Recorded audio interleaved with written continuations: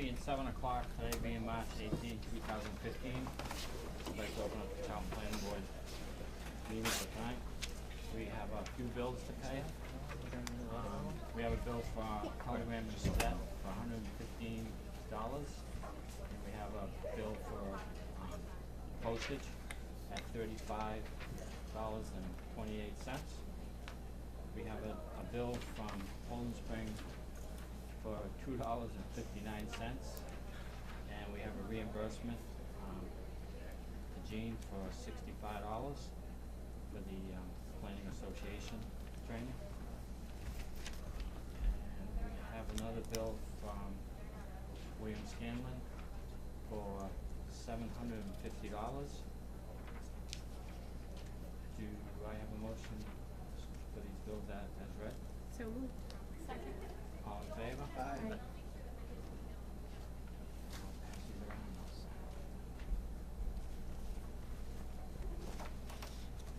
We've got some correspondence. We got one from the Zoning Board of Appeals, the Town of Charlton. At a meeting held on March 10, 2015, the Zoning Board of Appeals voted to approve a variance/special permit submitted by Timothy Gingras related to property located at 462 Worcester Road. I think that's Blackwood Inn. Yes. We have a Oxford Planning Board will hold a public hearing notice pursuant to provisions of the Oxford zoning bylaw. The Planning Board will hold a public hearing on Monday, March 23rd, 2015, on an application for a special permit site plan review submitted by Solar Mass Project Management LLC. The applicant proposed to install 3 1.5 megawatt ground-mounted solar electrical generating facilities consisting of approximately 4,921 solar panels and associated equipment on approximately 29 acres, located at 191 Old Webster Road and Old Southbridge Road in an R2 residential zoning district. So we're getting competition now. It's the same company. The Oxford Planning Board will hold another public hearing. The Planning Board will hold a hearing on Monday, March 23rd, 2015, on application submitted by Solar Mass Project Management LLC to install a 1.4 megawatt ground solar electrical generating facility consisting of approximately 4,519 solar modulars and associated equipment on approximately 9.4 acres, located on Howard Road in an R3 residential zoning district. Again, Oxford Planning Board will hold a public hearing on March 23rd on application submitted by BWC Stillwater Rivers LLC. The applicant proposed to install a 10.0 megawatt ground-mounted solar generating facility consisting of approximately 37,500 solar modulars and associated equipment. The parcel on which is proposed installation rests are owned by Martin Realty Company. The location at the west end of Kelly Street in Auburn, Mass, and at the end of Maple Ave in North Oxford, Mass, in the R2 suburban residential zone district. Southbridge Planning Board will hold a public hearing on Wednesday, March 18, 2015, is to act on a application filed by Lee Through for a special permit to allow one short-term rental of rooms and property administered to the 2 parcel rentals for day events. The property is located at 1240 Eastford Road. Public hearing for the Sturbridge Planning Board proposed zoning bylaw amendments. The Sturbridge Planning Board will hold a public hearing on Tuesday, April 14, 2015, to consider amendment to the town zoning bylaw petition by the Planning Board. First, the proposal would amend the zoning bylaw, Chapter 29, solar zoning bylaw. And that's what we got for. Yeah, we got one here from a Kevin, I'm looking to say his last name. Krasneski. Wisniewski. It's a public meeting invitation. It's a tip amendment number 2, meeting invitation and agenda. Attended is a public meeting invitation to discuss the proposed amendment 2 to the 2015 to the 2018 Transportation Improvement Program, the TIP. Any idea what? Yeah, it's very interesting. The tip is for federal and state transportation money, and that one's for the Worcester Regional Transit Authority. It's about $1 million to create a electronic charging station at their barn, because a lot of the buses are now either partly electric or completely electric, and they have the money, and now they'll put it in the tip, and that way they'll put out a bid for somebody to sell them the station and set it up. But even in Worcester, at the shorter distance routes, some of those buses are 100% electric. It's really interesting. Really? Huh. Yeah. So they've got a couple of those, and they've got hybrids, and that will help them quite a bit. So that's what it's all about. The hybrid buses keep them in the city and bring the other buses out to us. That's right. The longer distances are belching gasoline and fumes. Yeah. Okay, it's not quite 7:15. Alan, do you have anything that you'd like to discuss? Yes, a few items. We could move one item up, Mr. Hannah's request for his site plan annual extension. That's one, and then I have a few others if we fit it in, but if I can just grab it from up here. Just to refresh the board's memory, and Mike Lloyd is here, he can add anything, because he submitted the request on behalf of Elias Hannah. A couple of years ago, you approved at 16 Worcester Road on Route 20, where the old tattoo parlor was, a really nice office retail complex that would be renovating the existing 6,500 square foot building and adding a new 5,000 square foot building. And it needs its annual extension because they haven't pulled the building permit yet, which would be to April 21st, 2016. And Michael is managing it for him, and mentioned the other day that you're putting it out to bid for a contractor. Yeah, actually, we've been putting it out to bid for a contractor to renovate the existing building, first off, finally get the eyesore taken care of before we start the new building. And then we did apply for an RFP for the new building. The Sheriff's Department was actually looking for a training facility, and we've submitted an RFP that was targeting Webster, Southbridge, Charlton, and Dudley in their target area. So we have not heard back from the state. If that happens, then the new building would be built specifically for that RFP. So looks like there's finally, the economy's coming back, there's more input, people want to rent, so it looks like the project is going forward, finally. Great. Exciting. Please find this email as a formal request to the planning board to once again extend the site plan approval for Elias Hannah at property located at 16 Sturbridge Road. Do I have a motion to extend it for one more year till 4/21/16? So moved. Second. All in favor? Aye. Thank you. Another item prior to the hearing, and again, we're not reviewing anything outside of the public hearing for the ongoing Sunset City, but we got the noise analysis from our peer review the other day, and while I emailed it to the board, I just wanted to give you to take home paper copies also. Yes, thank you. You're very welcome, Jane, one for you. Thank I've you. provided as public information to anyone who's asked for it. 3 abutters have asked for it, and I've emailed it to them, and emailed it to the applicant and his engineers, and to Mike, who's his civil engineer too. So that's where we are on that, and we're heading for April 1st for the noise analysis session. Save my ink. Yeah, Yeah, exactly. good. All right. I could do the PATH grant application update. Sure. Good news, the Miriam Bobadilla's on leave, that's not the good news, but she's on leave. And the gentleman at DHCD who's reviewing our grant application, I had a working conference call with him the other day, and then he called me back a second time, and he said that he felt extremely positive about it, and he was gonna have a meeting in-house with their review committee, and he said, I'm making a positive recommendation to them. but he said they can rank and do what they want. But he says as a staff review, I feel very positive about your application, so I feel pretty good. That's awesome. I'll look it up later, I've got it on my desk, I'll let you know, I forgot his name. Very young guy on the phone, do you remember, has he talked with you at all? No. Yeah, but he felt very good about it, and we talked twice. Good. So he said just to sit tight, and I think it's next week he has the meeting with their in-house committee, and he presents and makes his recommendations. So, I let Bill Scanlon know, and we're looking good right now. So that's that.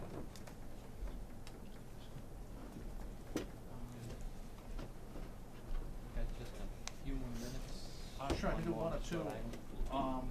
quick ones. Regarding, our 2 miniature golf, one of the two, the one that's more to the west, and I won't identify because they haven't given me permission, has hired Burton Engineering to do a site plan. So one of them is moving actually into the site plan, and Michael is hoping in the next few months to submit it for site plan review. So that one is very active right now. Yep. Yeah. So, we may have miniature golf in the next year, Yay. 20. Will we have a tournament this year? For pizza. Yeah. Got it. And then weather permitting, Jean and I are heading for the state, at Holy Cross College on Saturday, the statewide planning board conference. And weather permitting, and we don't know what's happening now on Saturday, it sounds pretty strange, so. It'll be fine. I hope so, it should be. I have all-wheel drive. I'm gonna say it's close enough to 7:15. Yeah, Yes. I'll get the plan for you.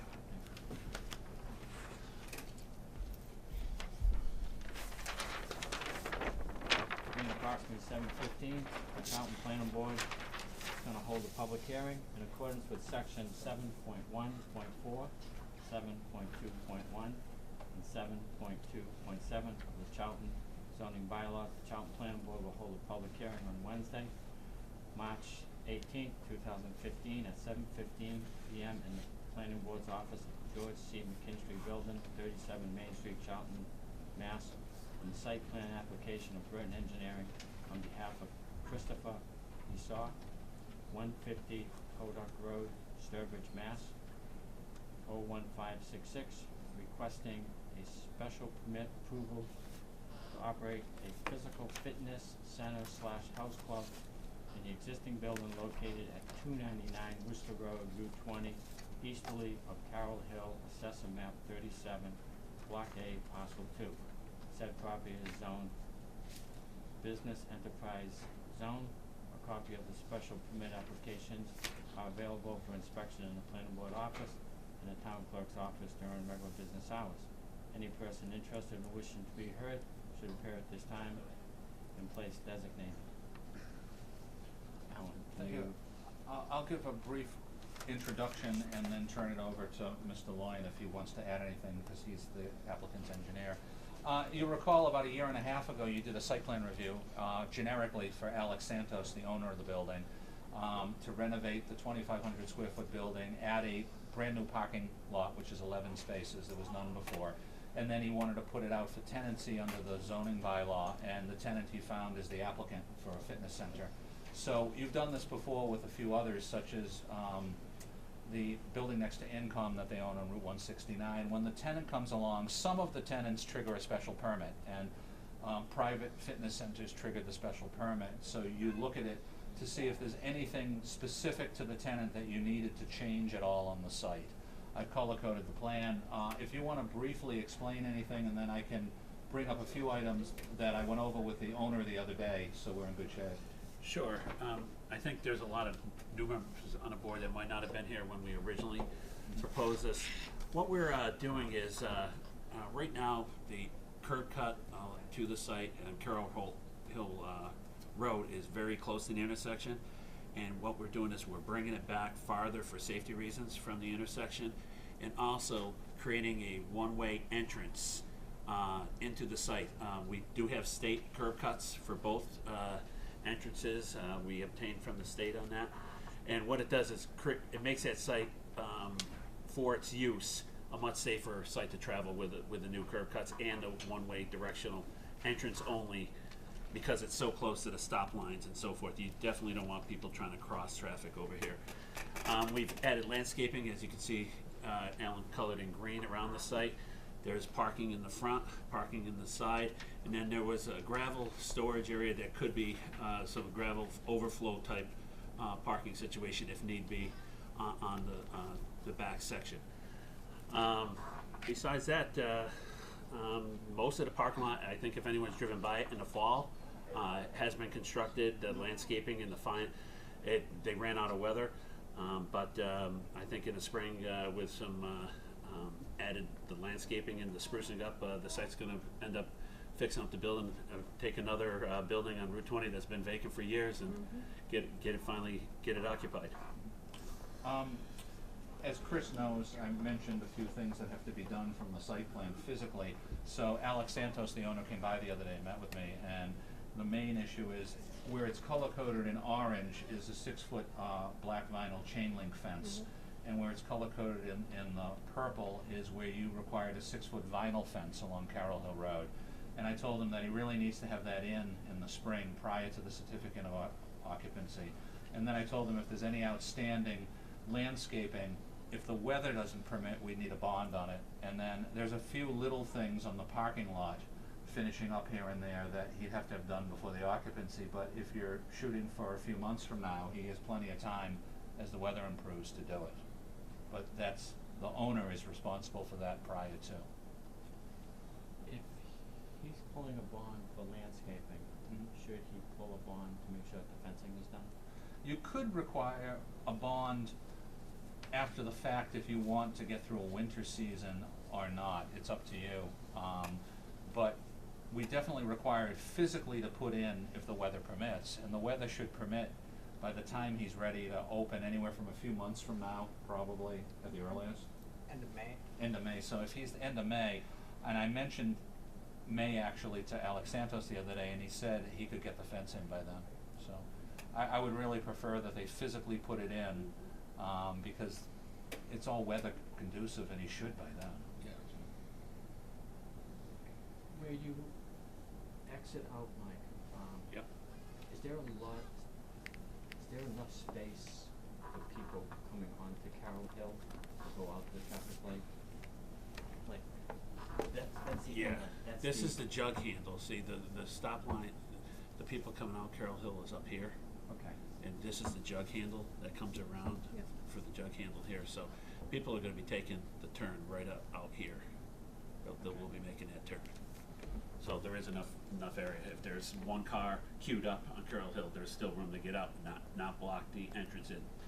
Have you submitted this adjustment to DOT yet? Yeah, this is everything's been approved by DOT. Okay. I'm just curious, I noticed it's a gravel storage loading area, and there's gonna be a fence here. So the parking lot will stop here, and then what will be loaded if it's a fitness facility? I think in the back area, not planning anything. If anything, maybe the employee might park their personal car back there, or so whoever's in there during the day. Would be the only thing. It's you got to remember, we set this up as a generic. Originally, there was a contractor that was going to use it as a storage yard, and so we tried to make sure that we had an area fenced in for that type of use. Okay. Is there anything on that site for trash removal? Yeah, there's a dumpster, fenced-in dumpster enclosure in the back.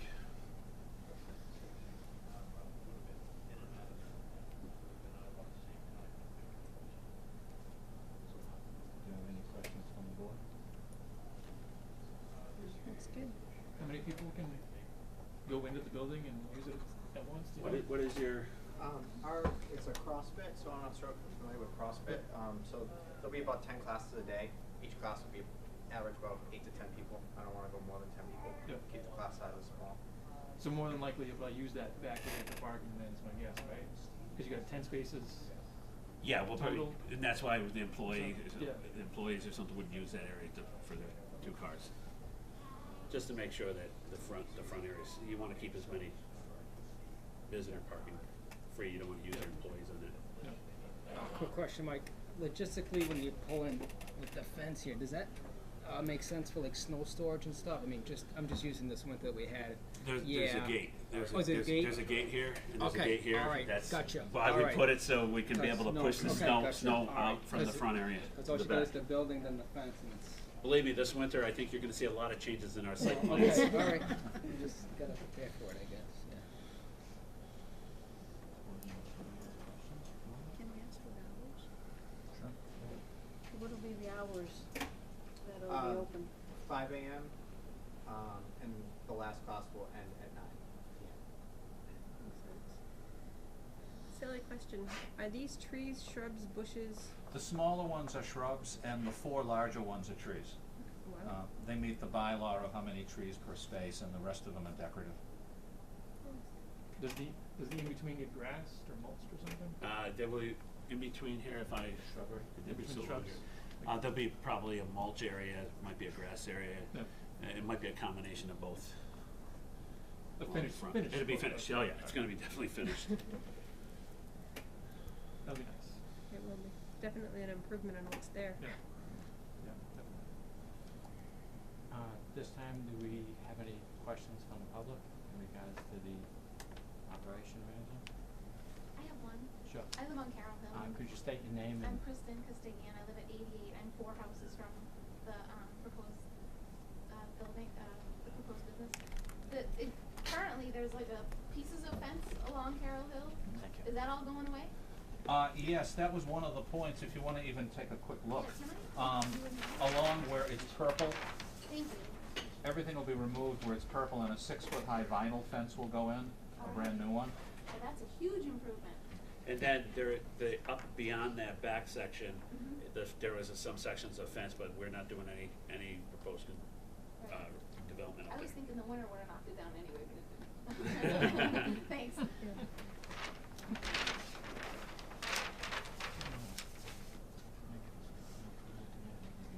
Oh, no, we didn't approve it. Just close the hearing, I can recommend it. No other questions from the public? And then as the board members again, if they've got any other questions at the time. Just out of curiosity,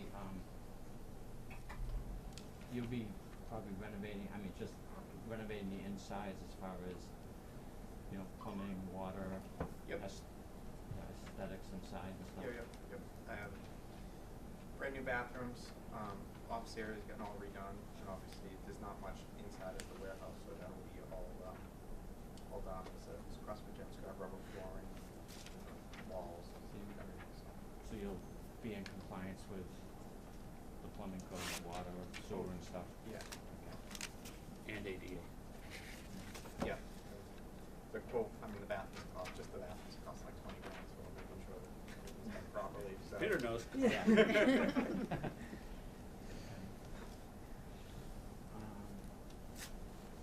Any other questions? Hopefully the for rent sign can come down soon. Okay. I'd like to just close the public hearing at this time. All those in favor? Aye. Alan, can you give us some Sure. stipulations? I'd recommend just a few routine conditions. The first one, cross-reference the original generic site plan that was the design from the January 2013 approval, which had 9 conditions that are routine. Second of all, I would just add in what we discussed, that the board is reminding the property owner through the approval that prior to the issuance of a certificate of occupancy, he needs to put in the 2 types of fences that we went over.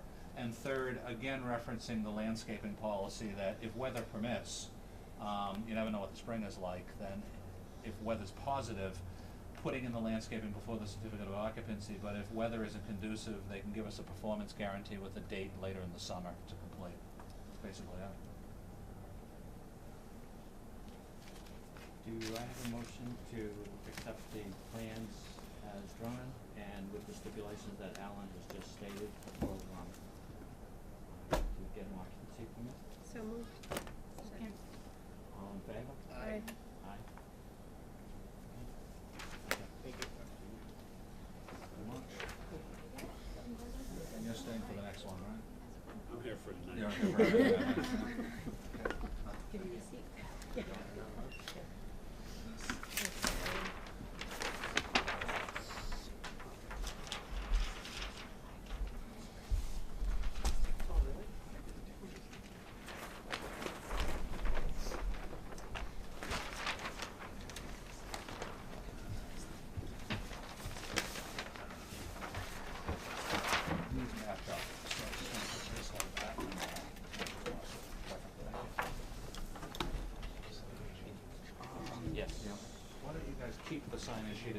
comments as people come in and out, and we'll take it after the hearing. Thanks. I can give a summary for 3 or 4 minutes. And then, yes. Hold on. Yeah, after that, but this one, the other one we're not doing, this one.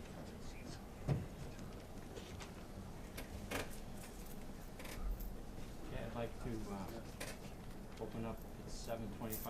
I'd like to continue the public hearing for the, project on Toronto Road. Alan, if you've got some feedback? Thank you, Mr. Chairman. I've got 3 items to summarize for where we are. And then I just want to state up front that, as the applicant knows, not recommending, both Mike Andrade, our civil engineer, and I are not recommending a decision this evening. Talk later in the hearing about when you continue it to. But there is outstanding items that obviously everybody is concerned about and to work on. The first of the 3 items I want to briefly cover is, and I believe we put it in your packet, but I'll give you a fresh copy if need be. The Graves Engineering review of the revision. Anyone need it, or? Okay. Please. I'll pass around fresh ones for everyone. 3 in this direction and 4 in this direction, Jane, and all the way to Jean. To summarize again, we had 34 comments from Graves Engineering on basically stormwater management, site design, topography, items like that, the civil engineering. And we're down to 12 items. I'll read them for the record. Numbers 6, 13, 16, 19, 20, 21, 24, 25, 27, 29, 32, and 34. And not to read each of them, just to summarize, most of them relate to stormwater management. He's either asking for more information or suggesting some changes. I've talked to Mike Loyne, the applicant's engineer, about over the next week or so getting us another revision that Mike will review, and this is routine for all projects. We go through 2, 3, sometimes 4 revisions on the stormwater management, the site layout items that come under civil engineering. So that's where we are on that, and when we get that for the next session in April, hopefully you'll either be down to a few or we won't have any in that respect. Second item, we spent a lot of time, rightly so, at the last meeting, going over distance concerns, and while it was very well intentioned what you presented, it was in black and white, and that was a little difficult. So I just want to summarize briefly for the record and to show the board.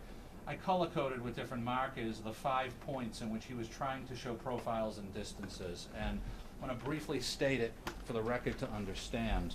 If I come over here, if you think north, south, east, and west, what Mike's plan was trying to do, and I'll just explain it more simply, is in different directions, so how far away they are from either a road or a nearby house, to give some perspective of distance.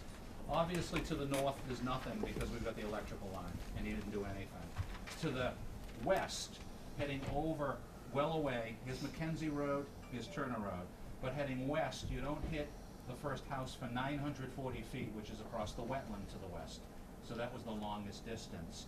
Other areas are closer and of more concern to people. He did one, and I colorized it in green, of how far the nearest panel would be to a house on Mackenzie Road, and that says now or formerly TYCZ, is somebody who either owns it now or then, and it's one of the Mackenzie Road houses, and what he's showing on that profile is a distance of 295 linear feet from the edge of the array field to the back of that house.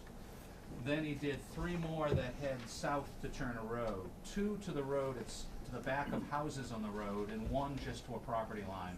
So for instance, where it says now or formerly Sullivan, right on Turner Road, from the front of the panel array to the back of the Sullivan's home is a distance of 347 feet, and he showed the profile with the house and the trees and the edge of the field. From the front of the array to the back of the house that says now or formerly McGoldrick in blue, it's 345 feet. And from the front of the array to the back property line of Sullivan at this corner is 135 to the property line, while to the house it was 347. So that's what you were trying to show without colorization, and I wanted to just give that quick overview and such. Next time I do one, we will make sure it's colored too. Yeah, and you know, it gives a distance parameter. I was confusing myself too. And you showed areas with each of them of the length of the existing tree cover from various distances, the line of sight and such of that. So that's an overview of the 5 points he was trying to put forward of how it is distance-wise from some Mackenzie Road interests, some Turner Road interests, and then in this direction across the swamp, it's not applicable. That's well over 940 feet.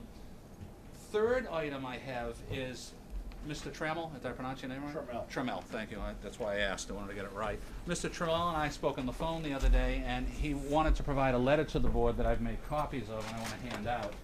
And I mentioned that a few of the items we discussed that you said would put in the letter aren't conducive to the site plan. It's more about solar energy in Massachusetts and state legislation. And it's fine to give that to the board for information, but our review is in terms of specifics to the project. And he did list a few questions that if the board wishes, I can answer very quickly in terms of what the answer is to those questions. I'd like to, oh, that's my copy, I'm sorry, the top one. How many did I give you? Three. So 3 in that direction and 4 in this direction. I can read a few things from his letter, and then if the board wishes, I can give some answers or head him in a direction if it isn't us type of thing. But it's basically 2 pages. If you'd like, I can read or answer. It's up to you. Yeah, well, why don't you highlight Sure. some of it, and then, like you said, there were some parcels, Yep. parcels that shouldn't really be considered tonight. Yeah. And again, I can go through them very quickly. Even though it's 17, I have answers that I could briefly provide. His first question was, can the planning board effectively deny a project simply by repeatedly continuing the public hearing, thus never bringing the solar proposal to a vote? No, we cannot. At some point, within a time frame that is mandated by the State Zoning Act, about 90 days maximum from when the application first opened the public hearing. That's the max. You have to vote or receive something called constructive grant. If a board doesn't vote within a time period, whether it's a zoning board, planning board, or conservation, they get approval. So we always vote. But that's a very common question. Second, are there restrictions on when the planning board must close the public hearing? Yes, kind of the same answer a little bit. Again, under the state law, from when we hold the hearing, we have to close within 90 days. So that was from a couple of weeks ago. So that's the max out. Third, will all the health and safety concerns of the abutters be addressed before the planning board meets in private session to vote on the proposal? 2-part answer, we don't meet in private session. It continues on the public agenda. They may close the hearing, which means they're not taking any more comments, but they deliberate and vote completely like they are this evening. Regarding the first part, will all the health and safety concerns of the abutters be addressed? Most likely not, because the parameters of all the concerns the board has legality is technical design. People bring up on every project health and safety concerns outside of what we have legality, change of the neighborhood, fear or concern about property values, and those are valid concerns, but we have no legal right under the State Zoning Act. We have to go with technical design of stormwater, traffic, noise, design layout, that type of thing. Fourth, is there any room to balance the Commonwealth's energy goals and the presumed town's concern for its taxpayers through local control? That's really not a planning board item that we have any answer for, I'm afraid. The Commonwealth's energy goals and taxpayers and local control, I don't even know where to head you to. It's just not under the planning board. Fifth, presuming the presenters of this proposal have complied with all planning board requirements, is this a fait accompli? Whether you want to call it a fait accompli or not, either way, the answer is yes. That if they meet the planning board's legal requirements, we're mandated to approve any project that meets our design requirements. Sixth, if the installation of this solar array is approved, will the town be designated a green community and then entitled to government grants in accordance with the state's 2008 Green Community Act? No, because what's holding up Charlton is part of being designated is a building code upgrade, and the town meeting did not approve one that was proposed by a selectman 2 years ago. But my understanding from the building commissioner is the state is overhauling the state code, so he thinks in the next year the town will meet that designation through building code, but this project wouldn't affect it one way or the other. Seventh, who is the qualified person who will ensure erosion and sedimentation control is in accordance with contract documents? And 8, who is the site monitor? Where will he or she be based? I read both of them because the answer is the same. The planning board's engineer is Graves Engineering. As we mentioned to folks at the last session, Graves Engineering of Worcester works for the planning board. They're responsible for enforcing the board's approval.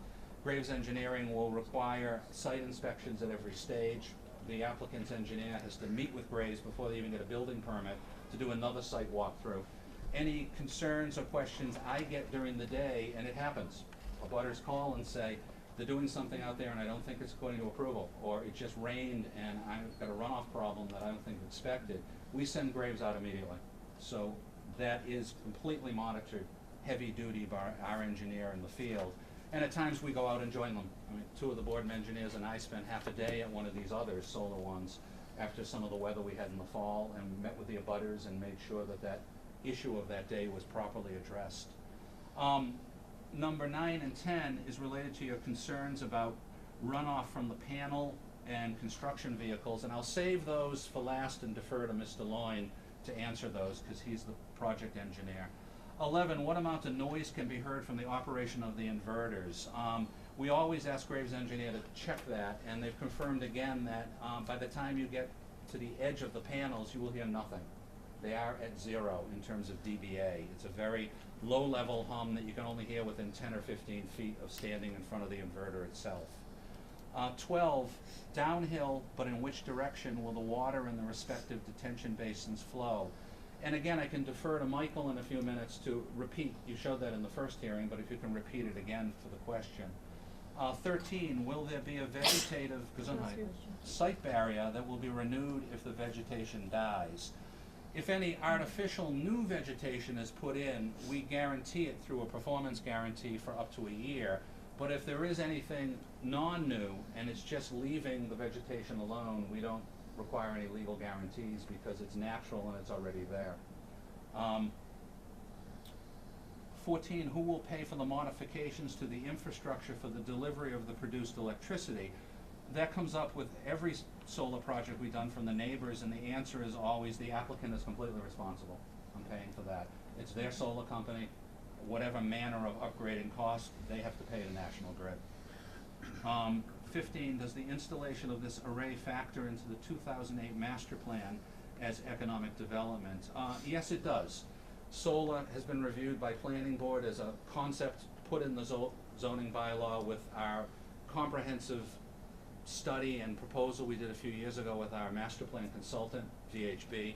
The EDC considers solar projects as economic development and reviews them in general. They don't do the technical review, but they go over the concepts at their meetings and usually vote support to the Planning Board, deferring to the Planning Board for design specifics. 16, will the taxes paid by the LLC, and that means Limited Liability Corporation, which is the applicant, reduce the taxes of the residents of the town, and will the tax payments be greater than the costs? Two-part answer, and I don't mean to be sarcastic, but in my life I've never seen anywhere any project reduce town taxes or city taxes, which is unfortunate, but I would defer to the assessors on that specific. But the second part, will the tax payments be greater than the costs? In terms of service versus revenue tax-wise to the town, the answer is yes. What Debbie Ceccarini, our principal assessor, has told us is at the current tax rate, whenever she does the assessment for up to 1 megawatt of infrastructure, it comes out to an annual tax payment of about $12,000. And since we don't have school impacts or any real other service delivery, that is a plus in terms of the revenue flow on these. And 17, will the developer disclose its financial plan as it relates to operations and maintenance? That's the fourth one. I'll defer to the applicant. So if I can sum up those four back to the applicant, the one I just mentioned is, will the developer disclose its financial plan as it relates to operations and maintenance? Not part of our planning board review, but I believe an answer can be provided by the applicant. Second of all, if Mike could show us in a minute, downhill, but in which direction the water and the respective detention basins flow. If you could repeat that on the plan you put up on the board. And lastly, Mike, if after you do that, you could give an answer about, let me find the two. Anything about wash water treatment and disposal from washing the panels or such, and will the construction vehicle tires be washed prior to traveling on Turner Road? That one I can answer. We've never required a washing. What we do is we require what they call a construction tracking pad. And each of these applicants, with the highway superintendent inspecting, has to put a tracking pad at the entrance during the entire construction phase. If that tracking pad for some reason is tracking too much sediment, then Jerry Foskett will step in and require something more detailed. But that's required for this and every other project. So just to continue to those 2 or 3 that I couldn't answer, Michael, if you could answer them. Sure, the wash water treated or disposed of, generally, a solar system like this, there won't be a need to wash the panels. If there happened to be a need, it would just be straight water, and it would just be on a small, maybe a 4-wheeler with a pump and a pump spray and then a squeegee. But generally, it's more so on ones that are on main road, like the one on Route 20. Even that, I've been watching, hasn't had washing, because the rains, the heavy rains, do a complete wash job and an adequate job to clear the panels. If it was a desert and there was 2 months of no rain and you had a lot of dust, then it would be required to be washing. So there would be no washing. The other second question is, where will the construction vehicle tires be washed prior? Again, Alan did a good part, but at the entranceway of the project, there's a tracking pad that is designed to, it's like a rumble strip that takes the loose mud off of the any of the vehicles coming out of the site. Also, as part of the stormwater pollution prevention plan that is submitted to the EPA for this site and the town, and we've submitted the plan as part of our set here. If I could just lay this down. The erosion control SWPPP plan. We have in here, we showed that the proposed construction entrance, and then there's general notes in here that says they have to be maintained, the construction. So once, if the entrance should get muddied up, they have to pull the stone out, put new stone down. The street has to be swept if anything's tracked on the street on a daily basis. It's specifically in the EPA regulations that we have to follow that. So that is part of this plan that's completely submitted as part of the package. The third was the downhill area. As I stated at the last meeting, we look at the site with the drainage. In fact, this area, let me just pull this out here. One of the questions at the last meeting was, and I do have a modified plan here, was, checking here, yeah, okay, just making sure they colored me a modified plan. The areas of drainage, there's pre-existing drainage that flows in 3 different directions, and actually a fourth that would be along the roadway down towards the road. Part of our calculations have to be the water goes into a detention basin. Actually, these are retention basins where the water goes in, retains the water.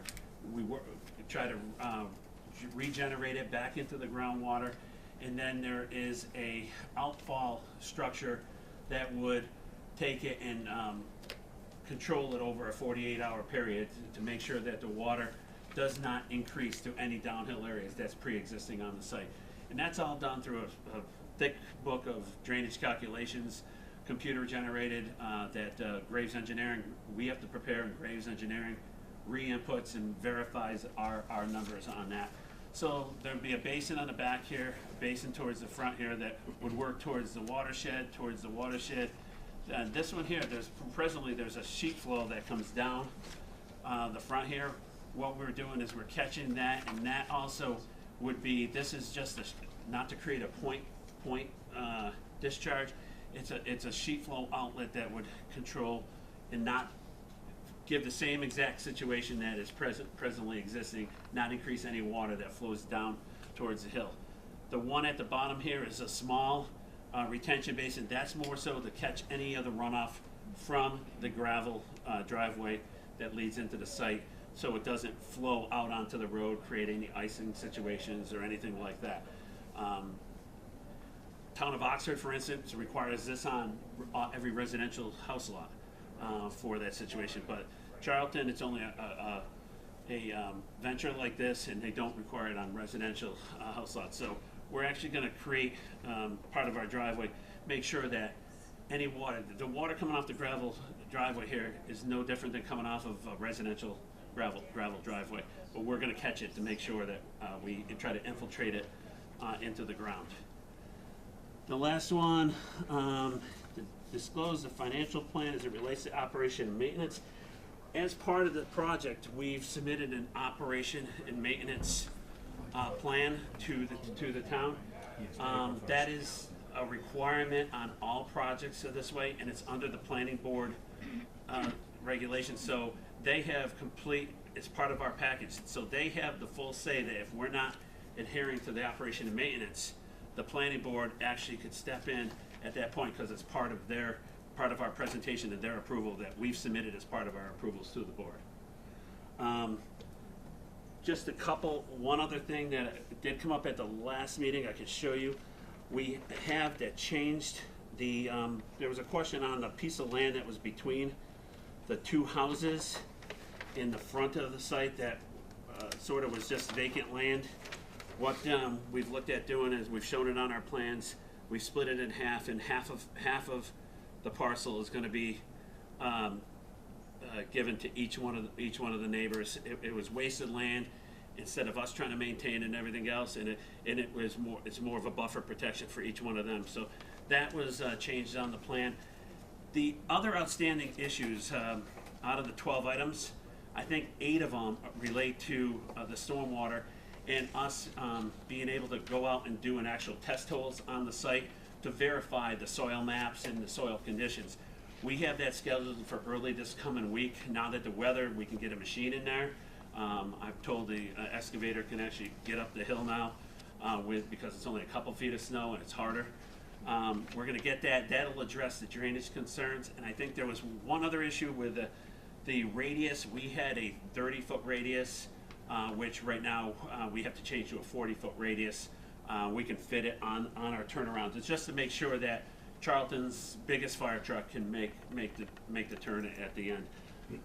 All the other issues that were mentioned in the report were pretty much addressed and acknowledged as part of the review. It's mostly the drainage issues, which a lot of them we could not answer until we have the data from the soil testing. So that's where we stand.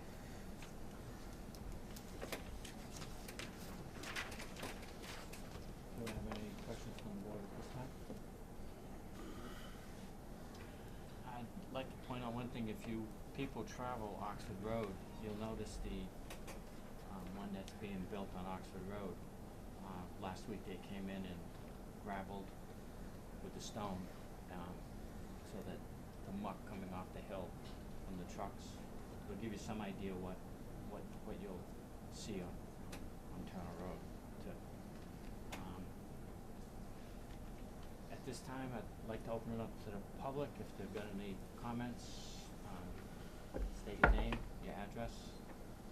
If anybody's got any feelings? Sure. Alan Trammell, 27 Turner Road. Through the chair to Mike, the detention or retention basin number 3, did you answer the question as far as what direction it's going to flow? Number 3. I mean, we are due south of that. And probably 50 feet below the top height of the berm to the back corner of the house, and it's about 70 feet to street level. Okay, this is detention. This is a blow up at detention 3. Yes. What detention 3 has, it has an area that the water builds up in the basin, and then there's an overflow that puts the water in the same direction that it's presently traveling. But the basin's sized accordingly, so there's no increase of water than what's out there right now. But it does flow in the same direction that it's presently flowing. If I could add to that, in non-engineering terms, any basin for any project that's designed has to be designed to the point where it will not overflow off the property. Under federal EPA and state DEP, no development in Massachusetts is allowed to be developed in a way that they increase any existing runoff. So that's what our engineer is reviewing. And some of those 12 items that are remaining on the review are our guys saying, I'm not signing off yet, I want more information, or I may suggest you make something bigger. Yep. So that's part of what you're dealing with us at the moment. Again, through the chair, what is the vegetative barrier? Are the arborvitaes that are 3 feet tall that are guaranteed 1 year? Are they 6 feet tall, or You know, we excuse aren't me, proposing. a little bit more of the background. It was quoted that there are 347 feet of the panel to the back of my house. The property extends another 190 feet, so I'm presuming that from my property line to the first panel, it was, I think you quoted us last week of 122 feet before I see the panels. Yeah, it's 122 feet right here from the existing tree line to the panels. To his house is Tree line, but if I go 300 feet from the road, I'm a lot closer, and you've got your staging area 10 feet beyond the wall. I don't know if I'm following what you're asking. Well, you said this today, you're going 347 feet from the first panel to my house. Correct. Well, my house isn't on the back property line. So Correct. if I wanted to walk my estate, then I'm looking at this and I am going to see your panel, you know, over the height of a 1-foot arborvitae that, you know, can be procured for a cheaper price than a 6-foot arborvitae. Could there be some green material that's put on the other side of the fence? Well, Pending growth of these arborvitae or whatever? there's 190 feet from your house to exposed trees to the property. But to I'm the not property restricted to line. my house and my pool. You know, I can walk to 300 feet to the wall. And then I'm looking at your staging area and material throwdown area and porta potties and offices and things along that line. Yeah, I mean, the edge of the tree line cut is 50 feet beyond your property line to the cut for the shade buffer. And that is the shade buffer, and I'm assuming this is your house right here, right? I'm in section C. Right here. Section C. Okay, yeah, so this line comes through here. If you came to the back section up in here, you have a 50-foot strip in here to the tree line, and then it's an area outside of the fence line that's a grassed area, and then you get to the panels.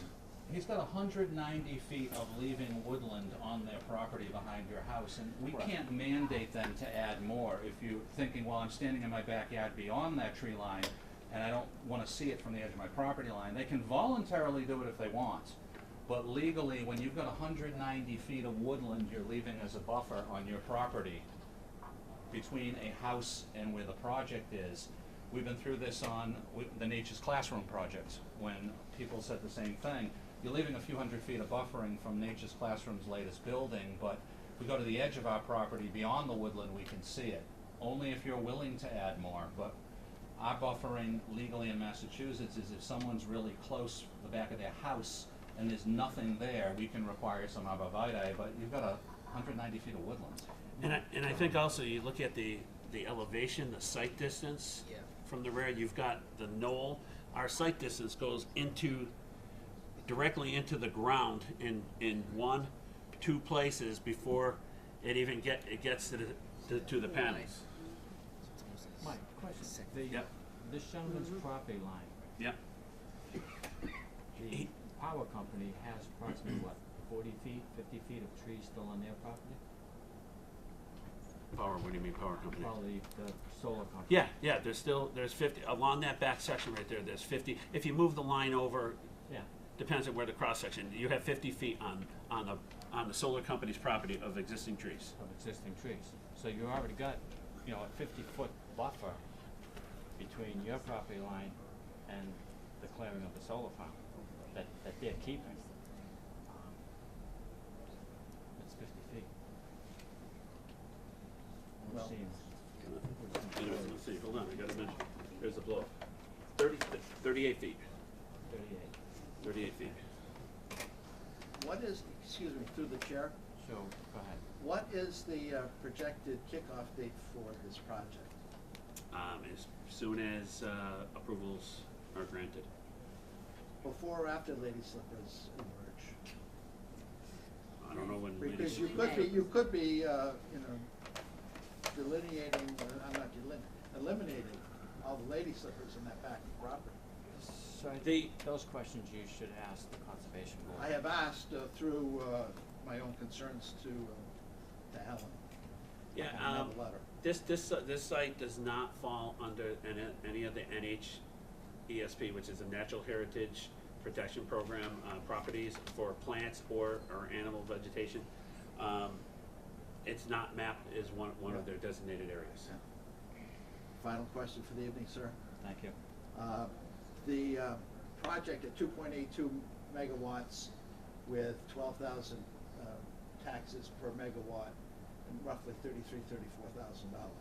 You have a lot of concerned, if not irate, abutters. According to Representative Joseph McKenna this morning, he said that as of the 1st of this month, there were 2,200 projects that were on scheduled, only to generate 776 megawatts of electricity. Would it hurt Solar and Burton to say, let's, you've got 12 abutters, to just say, let's forget this project? You won't see that. Yeah. So We're committed to the we're project. out of luck. We're committed to the project. The project meets the zoning requirements of the state, and we're working to meet the requirements and the planning requirements of the town's bylaws. Okay, I'm gonna ask the board if there's any more questions, and then we're gonna move. State your name, please. My name is Julie Fields. My husband and I live at 41 Turner Road. I'm speaking on our behalf. We had spoken with the engineers, and they have agreed to come out. Unfortunately, our property abuts the entire, the whole side of our property abuts the project. So we were hoping to get a cut point from our view, because when you stand on my back porch or on my front porch, I can clearly see through all the vegetation, and we're just concerned about the road and the visual aspects of everything. We don't have that 200-foot buffer, I don't think, especially down in the front where the retention pond goes. And we just wanted to bring it, to make sure that you are aware. That road will follow our property. And the project will start I don't even know to say, midway up our lot. And the site of view is much lower than some of the other properties. And I don't think where our house is a true depiction. I think when you stand, I have some pictures, and you can really see where some of those panels will be. So we were just hoping that we would be able to get that before the board approves everything. What I've agreed to before the meeting is to meet early next week when I'm gonna be doing the test holes out there. We will do a cross section across the area. As I explained, the driveway itself is actually dug in to the slope through this area. So your sign of visibility, your driveway is gonna be totally out of sight. The area in question was the small detention basin at the bottom of the driveway, how that's treated, and we explained that it's a grass-lined detention basin with and we've agreed to a 4-foot high black vinyl coated chain link. It's non-intrusive, just for the security around that basin. And we will do the cross section. I will meet and we'll make sure. And if there's a situation that there is an area, when we look at the cross section, we've agreed to see if there is some type of mediation that could be put into place. Just one comment, could you please, when you provide them with the cross section, provide one to this office Yeah. of the board too? Yeah. Thank you. Thank you. All right. Alan, any other questions at the moment? No, like I said, I would not recommend any action at all this evening. There's a ways to go for the applicant, and our engineer has to review it. What I would recommend is continue to April 1st, and a couple of points about that. The April 1st meeting isn't in this room, it's down at the Charlton Middle School, because as you probably know, we're also reviewing the motocross proposal from Russ Jennings, and the next session of that will be at the middle school. So this would be on the agenda that evening after it, in the auditorium where we hold the town meeting. One thing that I think will be helpful that evening too is because of the motocross project, our engineer from Graves Engineering, Mike Andrade, will be at the meeting. So we'll have him stay for this also, since he's here already, and he may be available if we need our engineer to clarify or add any information that evening, so that'll be just helpful. So I'd recommend continuing the hearing to April 1st down at the middle school. I have a motion to continue the public hearing for Turner Road to April 1st. So moved. Second.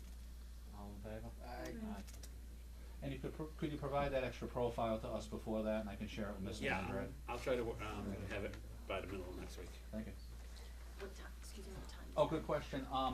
We don't have an exact time yet. The meeting will open at 7:15 for the motocross, and frankly, that's gonna be at least an hour and 15 minutes, so this will be scheduled no earlier than about 8:45 PM that evening. We just have to do it with that other item. So I would assume roughly at 8:45 PM, but you're welcome to come to the meeting earlier, so. All right, Thank you, Mr. thank you, thank you for coming. Just clear out a little bit. Yeah, and then, you know, for Snake Hill, we can spend a few minutes and then move on.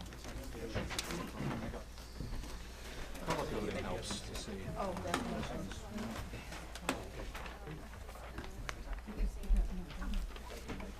Thank you. Thank you. They have no one for Snake Hill? We got some outside. Oh, okay, we'll give them a few minutes. No, I don't think, Are lady slippers an endangered species? I don't know. It's not bad. Yeah. And they did check When on the we stay. were little, we weren't supposed to pick them. Oh, wait, Really? are they I around thought more so. now? Huh? Ladies, Yeah, Jack in my the parents always said pulpit, don't. Jack in the pulpit. Remember that? When I was a kid, my mother was like, if we brought home one, and she like had a Yeah. mental breakdown. Yeah. So we don't allow development anymore in town. what's that? Oh, yeah, I know. They everywhere? Yes, they're everywhere. We have someone else that's over there. I got them on mine. Oh, trying to get me going. Did you see him in the audience? He's in the back row. Alright.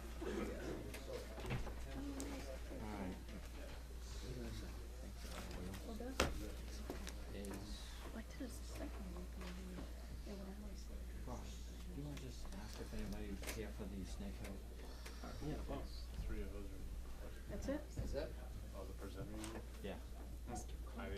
No, they're not. No, no. I'll explain in a minute why they're not here. Sorry about that. All set? We have a sign-in sheet? Yep, If you don't it's mind. around. Okay. Being past 7:40, I'd like to, continue the public hearing for the Snake Hill, solar. All right? Thank you, Mr. Chairman. A late afternoon development, so we're really only spending a few minutes. Around 4:30, I received a call from, one of the engineers from Kleinfelder, from North Carolina. They did not fly up. What's been going on is, as you know from our last hearing, we expressed concern about the excessive clearing.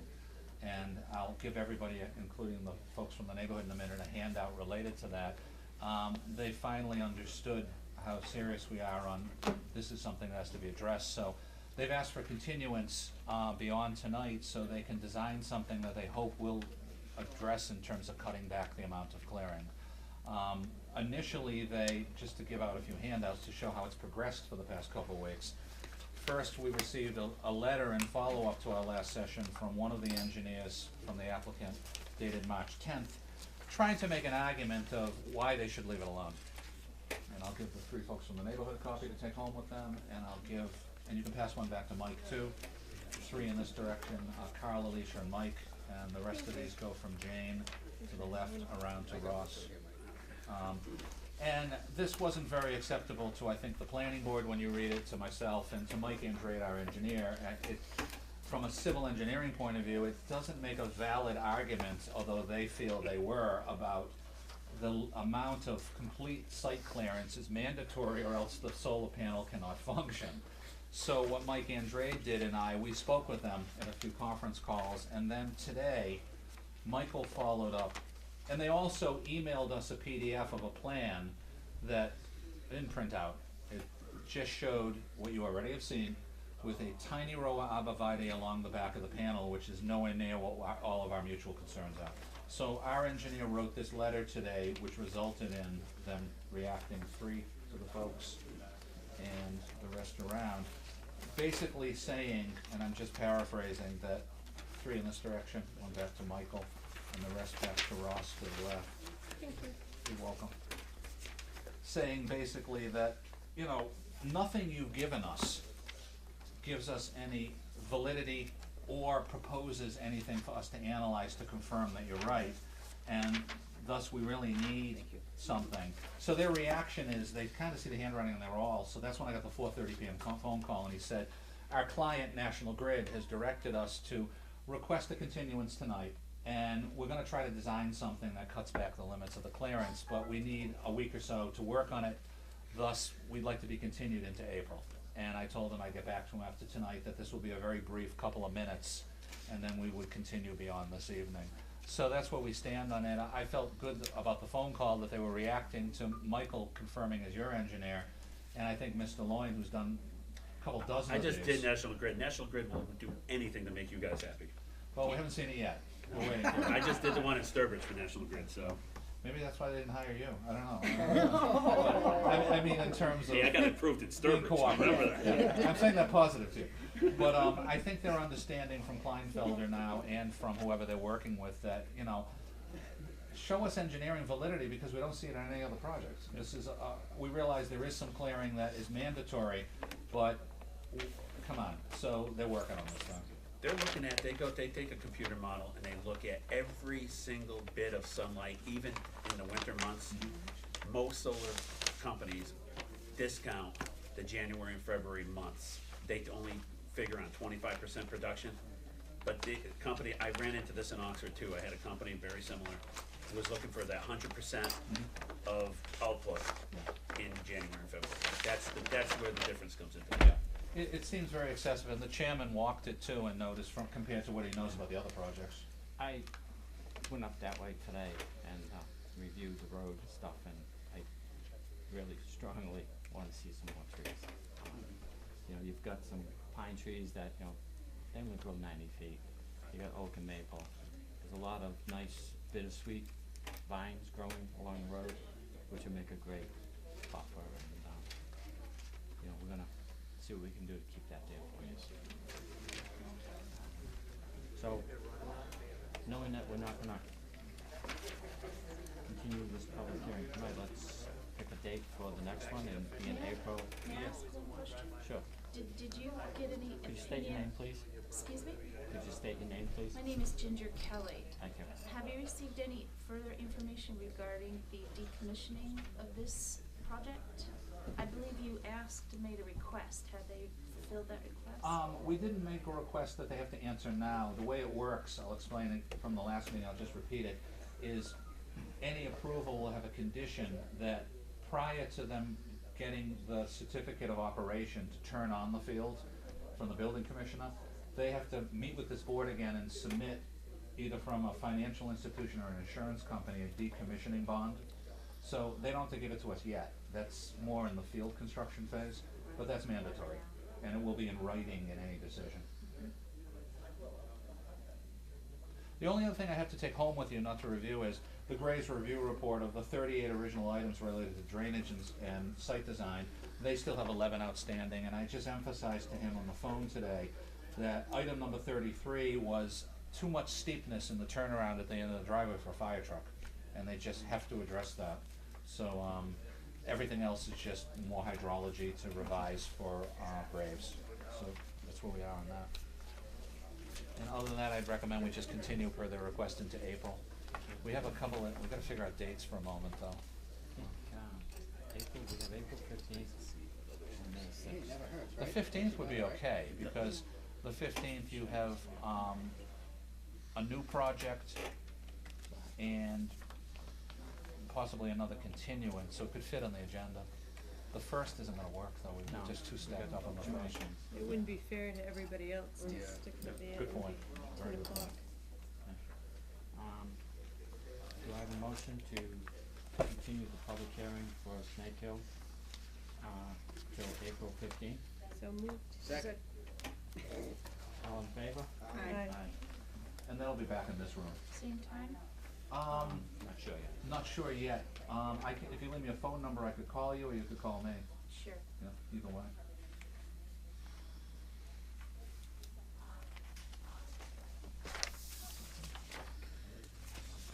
General rule of thumb is 100 feet to the south, 75 feet to east and west, and 40 to 50 feet to the north, just so a tree can't fall on the panels. that's a rule of thumb, every solar company I work for. Declaring uses. right to the road, 160, 180, 220, doesn't make any sense. Yeah. It seems excessive. Let me get my.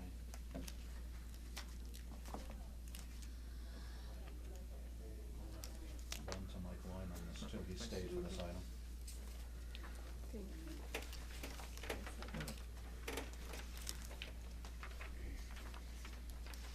Thank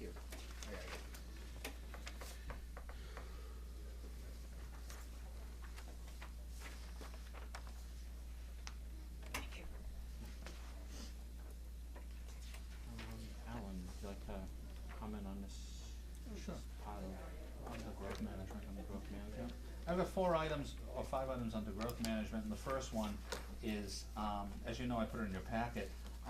It's a letter from the town administrator from the other day that Selectman David Singer had provided the selectmen on March 3rd with a potential draft zoning revision to be included on the May town meeting warrant, and they were looking for planning board feedback on the draft bylaw edition, and then it details it, and it's a pretty radical revision to our section of the zoning for commercial solar, and I put it in your packet, and I'll be brief right now and then answer any questions. I do have concerns, and my recommendation is to recommend respectfully that it not be placed on the warrant. I think it's well-meaning, of course. I know that he has concerns, as other people have this evening, on various elements, but a couple of years ago, you worked with, not just myself, but our consultant, Ralph, from VHB, on a very careful, comprehensive addition to the bylaw. I think you're very fair and also gone as far as you can within Massachusetts law related to commercial solar responsibilities of a board. What this does is 3 things, and I'll itemize the 3. First, it really transfers commercial solar review of projects from the planning board to the select board. It says any solar farms larger than 2 acres in size will require an additional special permit from the board of selectmen. First of all, they're all larger than 2 acres in size, but I am not aware of any select board that gets involved on any type of development rather than the technical review boards, which are usually either conservation if it's wetlands, zoning board on zoning, planning board on zoning. I just don't think it's appropriate. I think select boards are not the technical review boards with the authority, responsibility, and experience. Second of all, it's recommending that any solar farms between 1/4 of an acre and 2 acres in size, which I guess would stay with you, maintain a 25-foot setback from lot lines and a 50-foot setback on anything bigger than 2 acres. You already see much farther setbacks, and if you put in anything like this, you're handcuffing yourself. For instance, this evening, an applicant could be more hardball and say, hey, you singled out solar for much more than the other land uses, and my lawyer tells me you've gone as extreme and singled out my land use than others. I'm not giving you the 180 that you saw this evening. You could get into that problem. And third, it says standards to be designed to minimize the impact to public health, safety, and welfare. That's already in the bylaw, doesn't need to be called out new. As well as to minimize the impact on scenic, natural, agricultural, and historic resources, and provide for adequate assurance of decommissioning. Well, first of all, as any planner will tell you, to require scenic, natural, agricultural, historic resources, a phrase, is not a technical performance standard. It's very open to legal challenge, and it won't stand up in either land court or appellate. Whether it's town or city level planners like myself or DHCD staff, they will always tell you, your standards for performance standards on any type of local planning permits have to be technical, not scenic is in the eye of the beholder. Natural is in the eye of the beholder. Agricultural is not related to anything other than the Section 3 exemption that already exists in state law. Fourth and final, and the second part of the third one, you require the decommissioning already. It's mandatory, so it doesn't have to be called out. And last, fourth, it would propose any solar farms must be adequately shielded from any neighborhoods, et cetera, and you already do that. I just think if it ain't broke, don't fix it. And I understand, again, in the eye of the beholders, many abutters at times are not satisfied, other times abutters are. But I don't see a need to change it, and I think to transfer a technical planning review permit to a non-planning board is is not the direction to go. I think it's negative in terms of proper growth management. Will they use our engineer?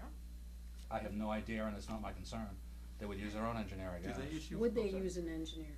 I don't know.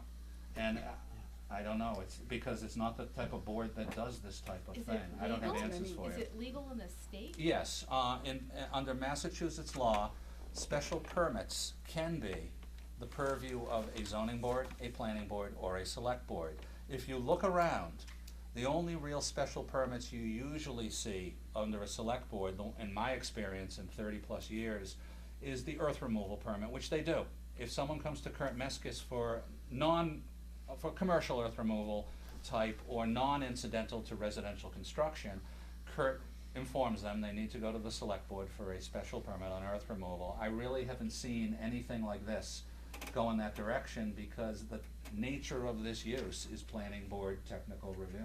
I'd also like to add on a larger scale, we as the town of Charlton are trying to encourage businesses to come to us because we streamline the process. And I think that by adding an additional step onto the process would be going in a backwards direction. Agreed. And I know we've had discussions. Thank you. I'll call you, Ginger, and Thank you. give you the time. Yeah. You're welcome. Great. I know that I've asked you and a few other people since this came in what you're seeing in other communities, and I've asked Mike Andrade, your peer review. No one is seeing anything like this. It's always planning board, planning board. Occasionally a small villagey type of community will have their zoning board handle it because they split it between planning and zoning in a little village town. They share the workload. That's about it. I gotta tell you, I've probably worked on 50 sites in the last 2 years. Have never had selectmen. I've only had one zoning board of appeals, believe it or not, okay? One, maybe two. I'm working in the little towns, even out in Otis, Sheffield, and that area where you would expect it to go to a select board. They don't even, everything is at the planning board level. I think it's circumventing the intent of what the state law was intended to be. So anything over 2 acres will need to go traditional, the same way it goes through our board already, but then they'll also have to go through the select board. For a special permit, which is more discretionary, you need 4 out of 5 votes.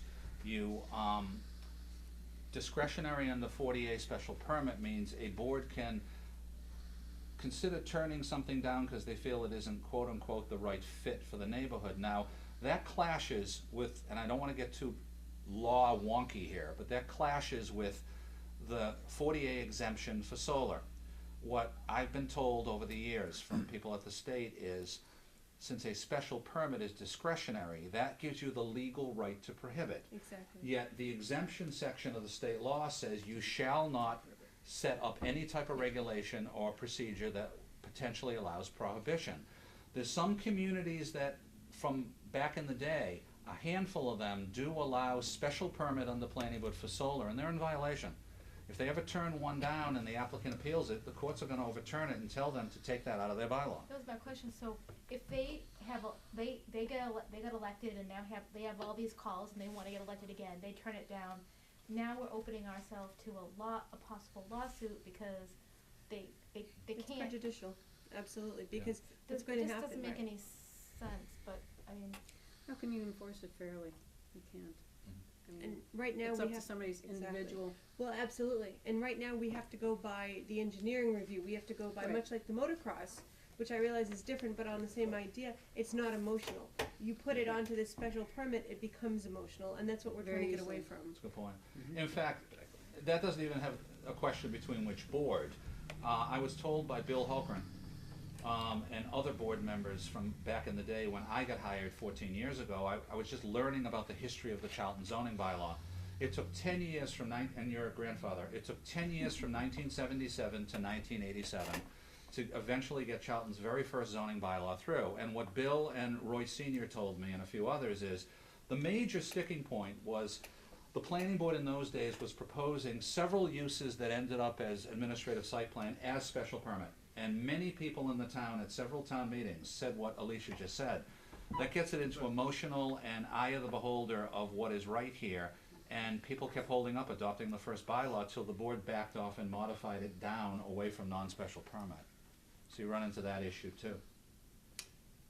The other thing too, with the setbacks, I mean, I gotta tell you, on an engineering standpoint, if you told me I could go 25-foot setback, guess what? I'm gonna throw them at 25 foot. You're not gonna get as good of a site, because my clients are going to me, wait a minute, the zoning says I could put panels up to here.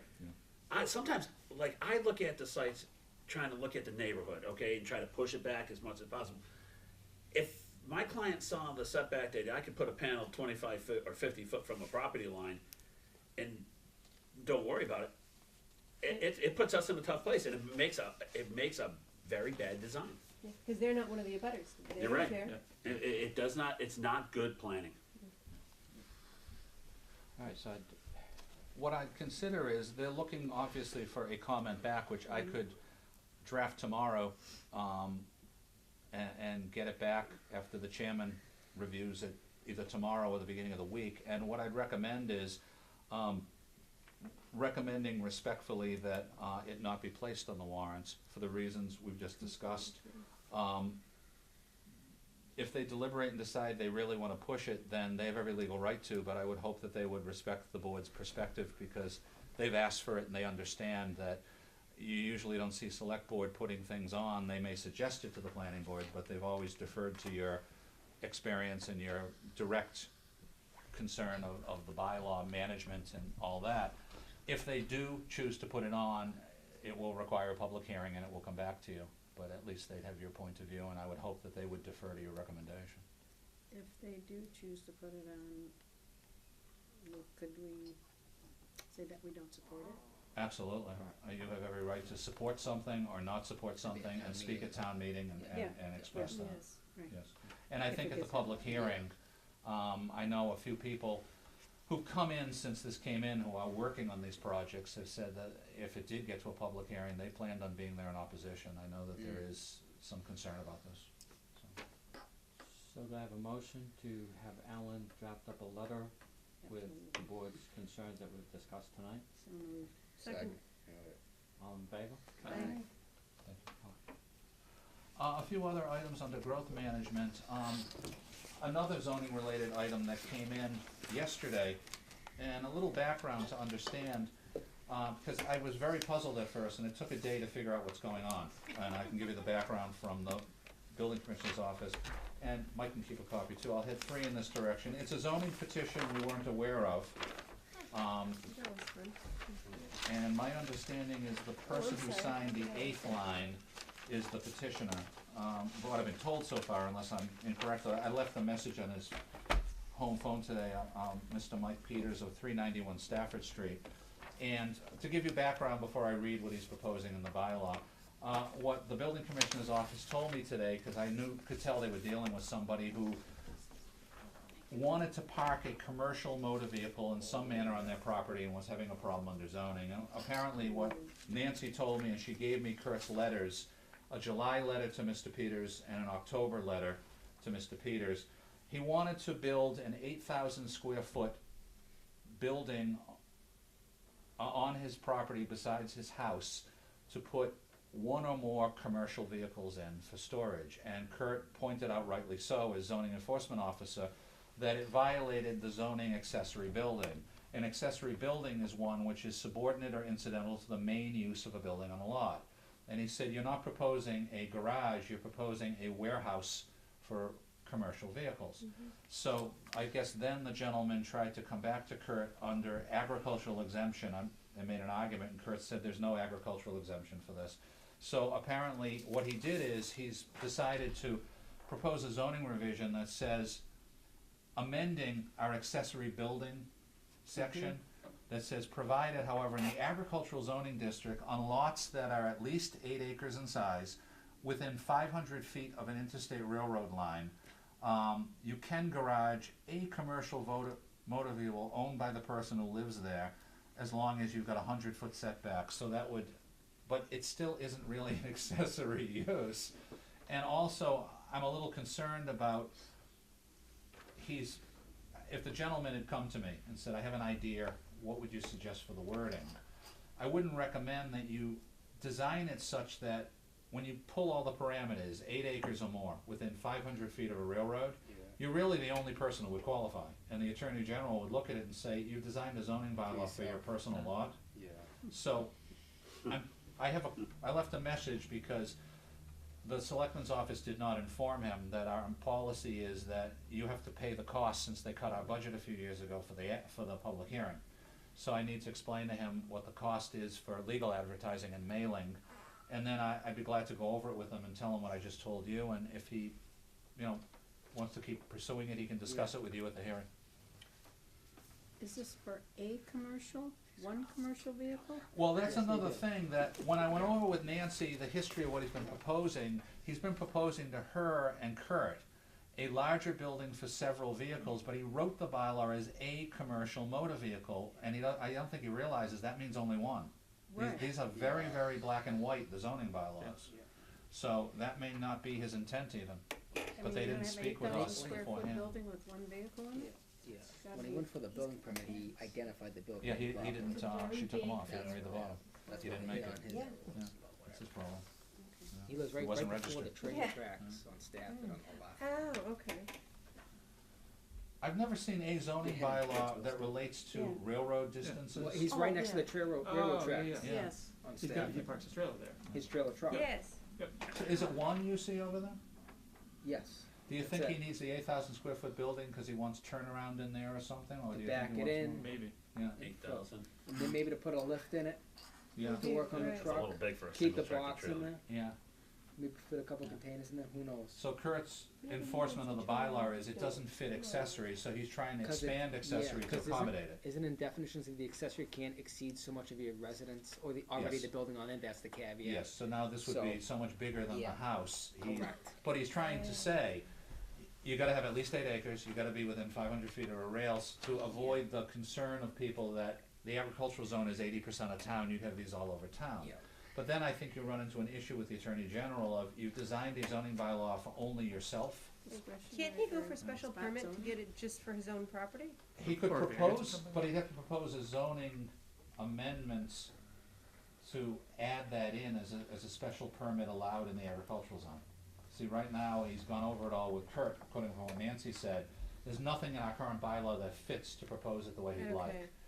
I'm not saying whether he should or shouldn't, I'm just saying that Right. I would wish, we encourage people as much as possible to talk with you and myself.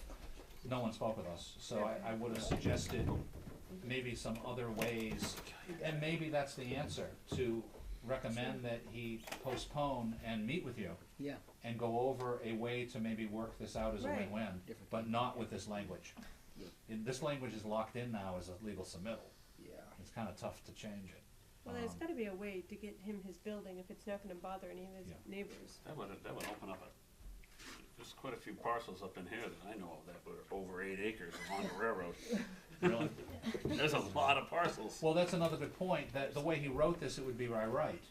Maybe working with you, there would be something that would be, again, maybe more site plan or special permit, maybe written a different way to address any other people's concerns, but still allow him and a few others to do something like this.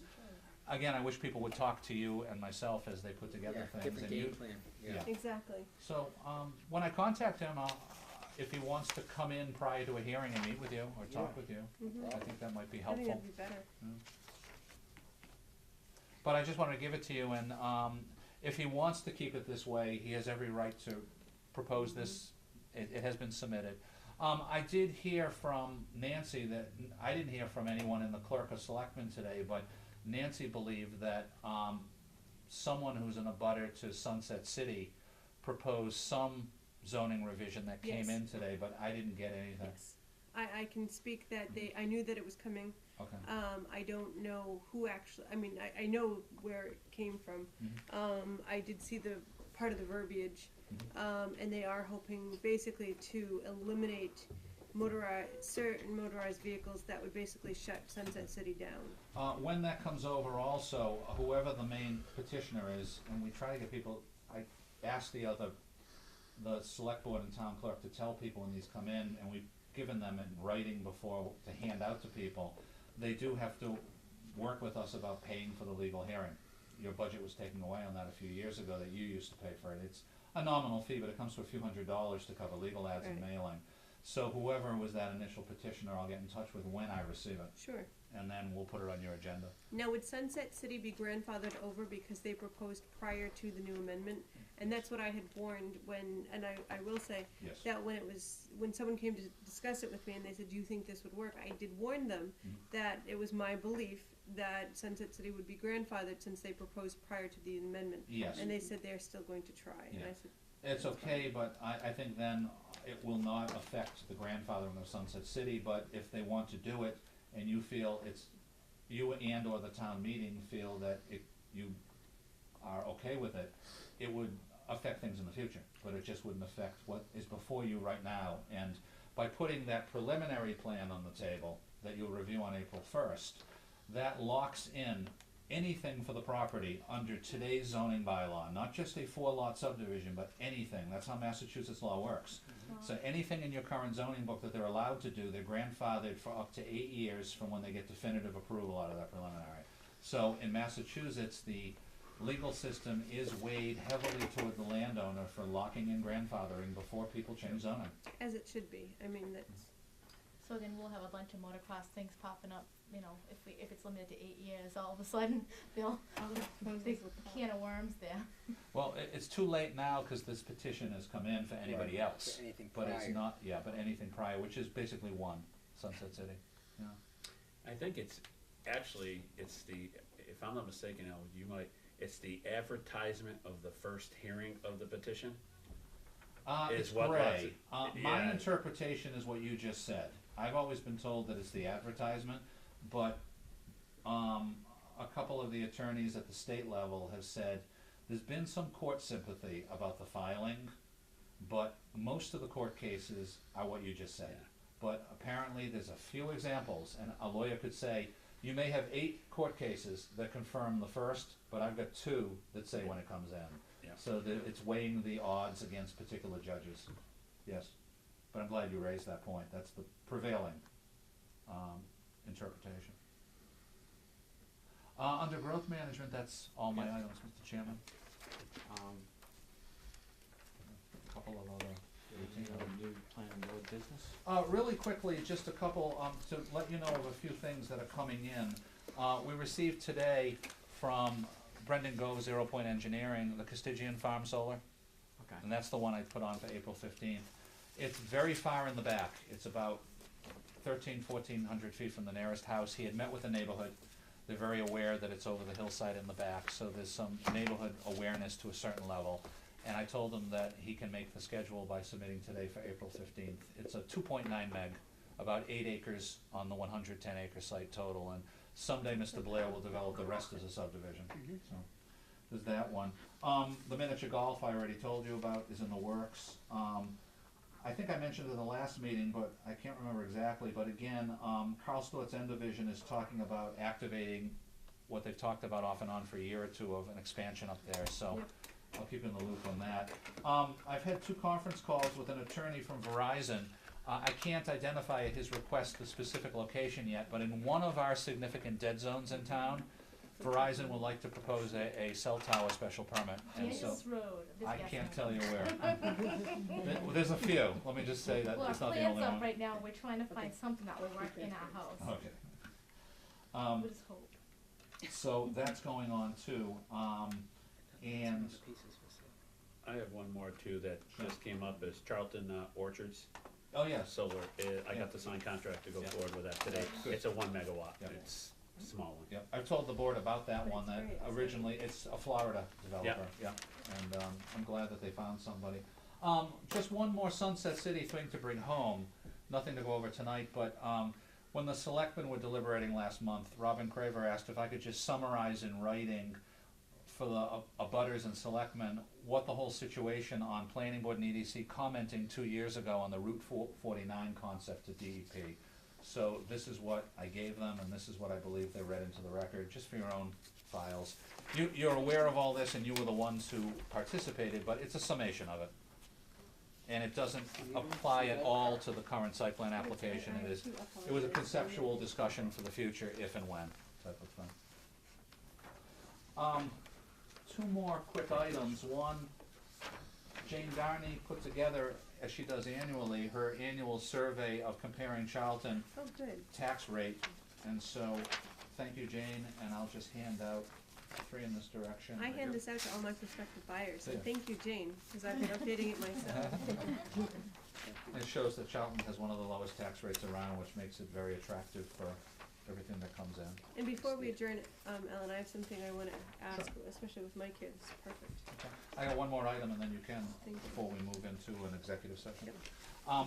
And my final item is, Robin Craver distributed to the various town departments a list that the selectmen had her put together of town-owned land, hoping that maybe they could get it back on the tax rolls by selling parcels that are worth over $50,000. You're requested to review the first page of the attached list and let her know if there's any reason your board or commission would caution against the town divesting itself of any of the properties.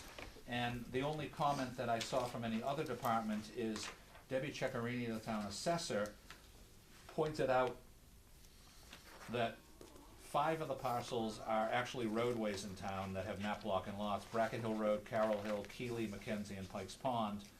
And then on A. Young Road, one of the parcels, there's not a clear deed right now. Thank you. But I told the town administrator that I'd give this to you tonight and you take a look, and then I'd comment back whether you have no comment or you have any concerns about any of them.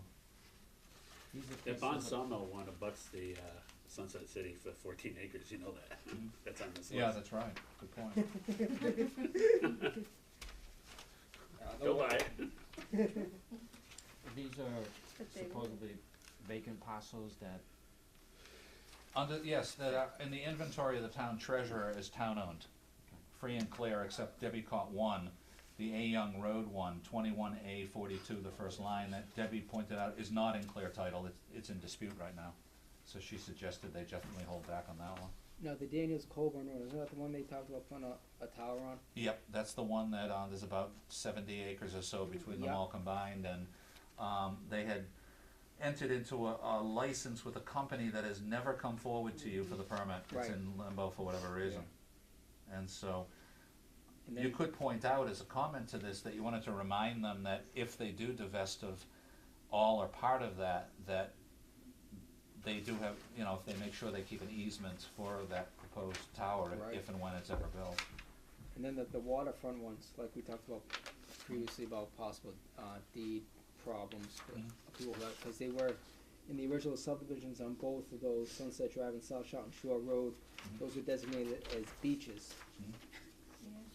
Good place to put a house. Do you wanna comment on that then, on those? Just for a heads up to protect the Yeah. town, right? Okay. I guess. So what would be the best way to describe that, that in both of those, which is South Charlton Shore Road and Sunset Drive, how would you comment that?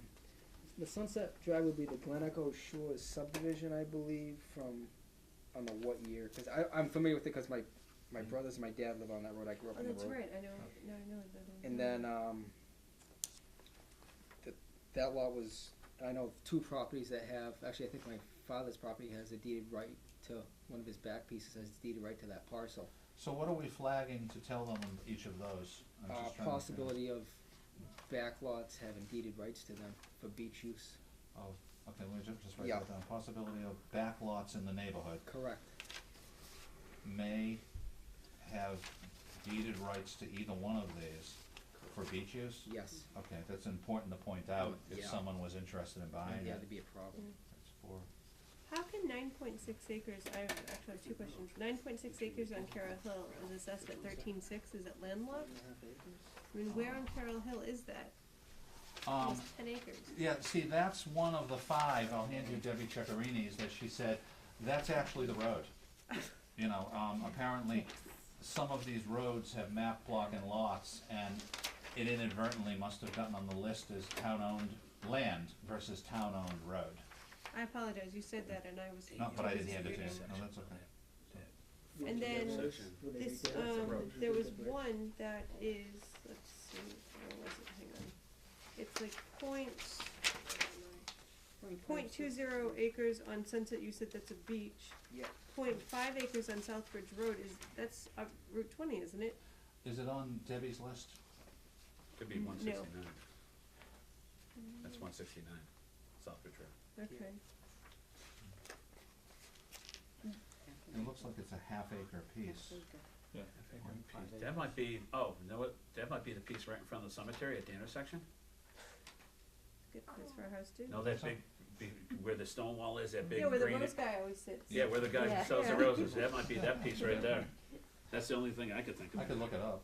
It's Well, not- Griffin Road Yeah, is, that's between Ralph's and McKissick's, I mean, Yeah, I that's didn't the one even, that goes way up, that used to have the daycare on it, I think it Yeah. still does. but that one there, I didn't think there was any town-owned land up there. There was one way in the back near the turnpike that's landlocked that someone donated a few years ago. Yeah.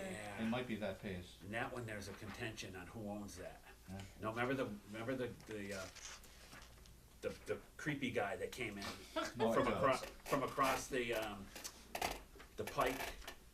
The guy from New Hampshire. That's father said his father was the developer. He's the one who was contended he owned it. Yeah, but I mean, Yeah, what happened is, I mean, Ends up on New Hampshire cable too. take care of it. Okay. Now, and the ones on Timber Valley Road, are any of those the pond? I'm just throwing that out there. Cause that's right off Stafford, right by, Roy Road might be too, because it goes right down by Old Nugget or whatever it is. Well, actually, the first sheet, they're looking at, cause the sheet you're looking at Oh, is sorry. roadway, water, Sorry, cemetery, Sam. sorry, I space. missed that, Okay. Yeah. sorry. It's just the first sheet. Yeah, okay. Oh, can I give you that printout to Xerox for the next item?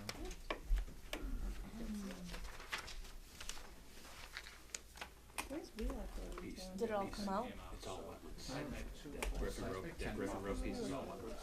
It's not gonna be used for the Rouse and it's industrial park. So they're just looking for input Oh, from the wetlands. board. Yeah, if you wish to, Yeah, I think, Yeah, yeah. definitely the two that Ross brought up are very valid to help So then, understand. if they go to sell it, does anybody do like a title search or anything? I would on it? assume, I'm not that privy to it, but the town treasurer in every community is the Yeah. person who handles it, and he's very thorough, so I Yeah. assume that he'd either have one in hand or order one. I can tell you, if they don't buy it in cash, a title search will be done from the mortgaging company, not Yeah. mentioned, which is my question.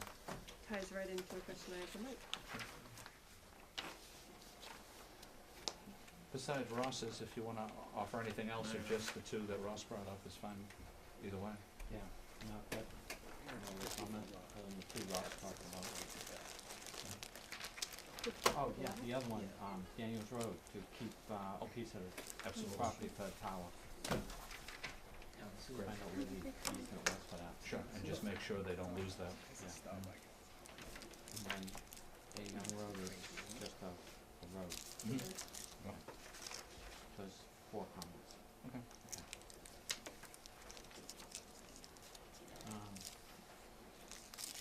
Any other new business? Okay, I had a potential client looking to buy one of the lots on Hammond Woods. Title search was done, came back with an unknown cart path. They pulled, old deeds, and there's a cart path that cannot be identified on Hammond Woods that leads to a well. Did some research, did some more research, and did yet more research thanks to a couple people up here, as well as someone else, and as well as, not an assessor, but, and this is where you come in, Mike, because now, one of the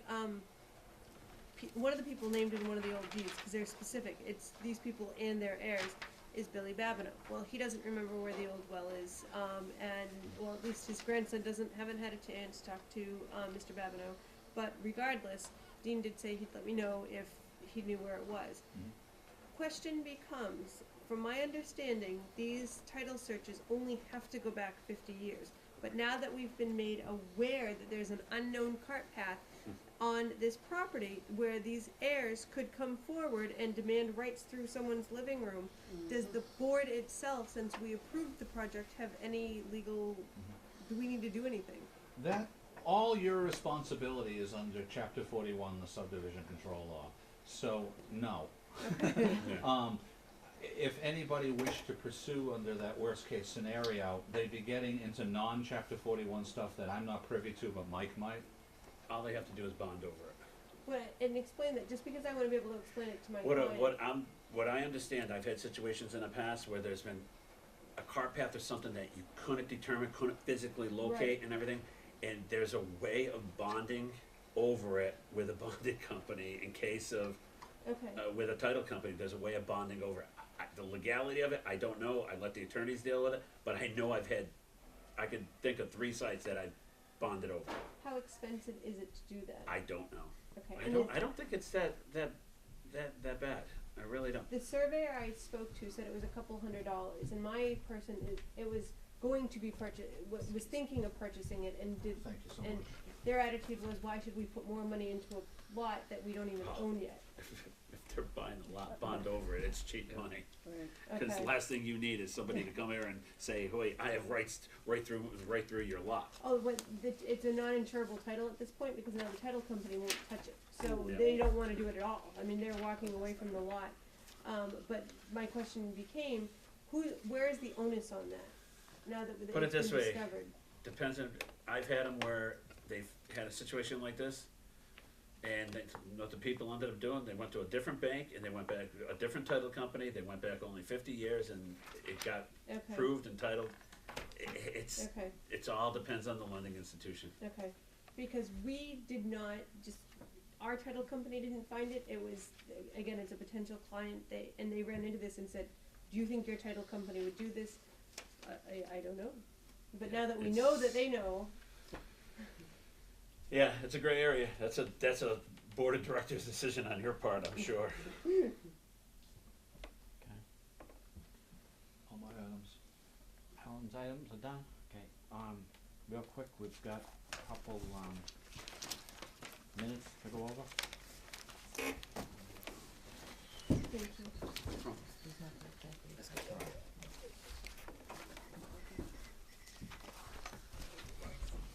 The only ones we're not gonna go over is the executive session ones.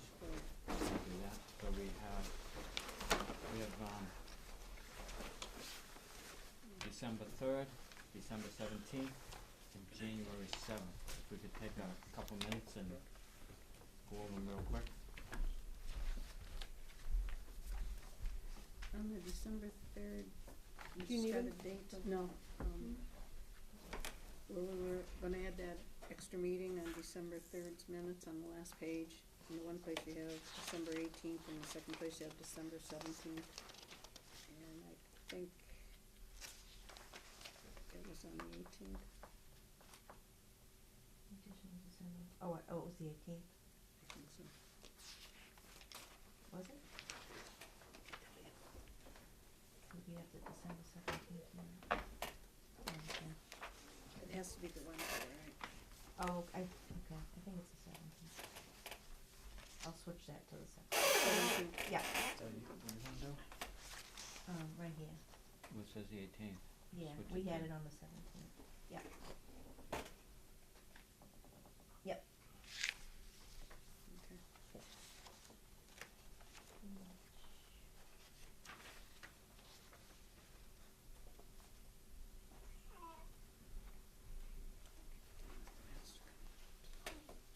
It was the 17th. Yeah.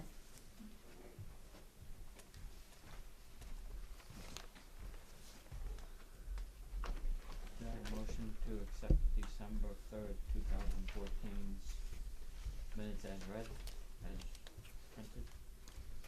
So moved. Second. And just make that one correction of December 17th. All in favor? Aye. I was not here, so I'm going to abstain from all three.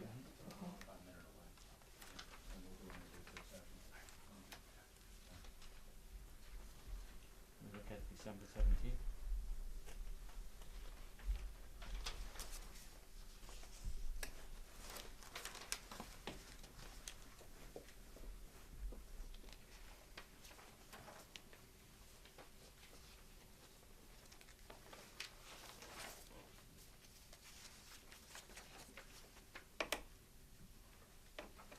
Any questions on December 17th minutes? I make a motion to accept them as presented. Do I have a second? Second? All in favor? Aye. The last one is December seventh, January seventh. That's a long one. I was good with that.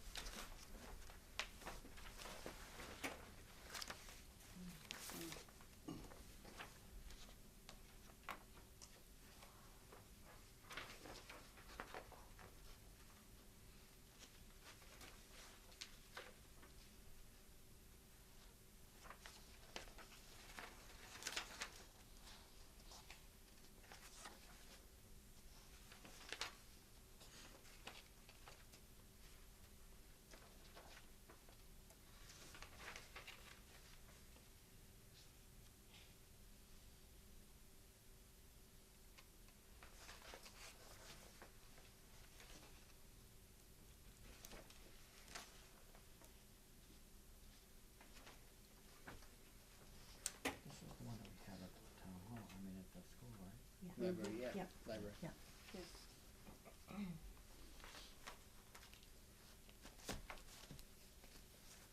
Do you have any questions on January seventh, 2015 minutes? Looks perfect. All those, do you have a motion? So moved. Second? All in favor?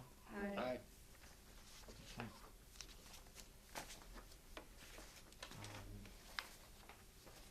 Alan's still over there? No, okay.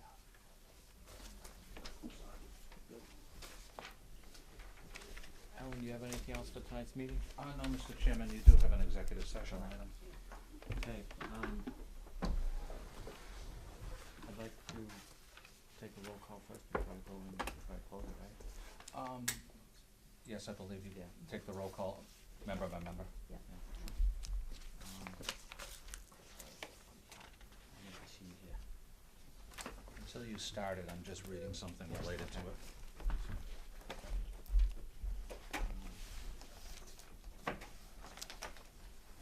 Don't make me laugh. Alright, stupid word. I read that stupid word, right? Oh, to end, go into Yeah. executive, yeah. I know it was here, I saw it.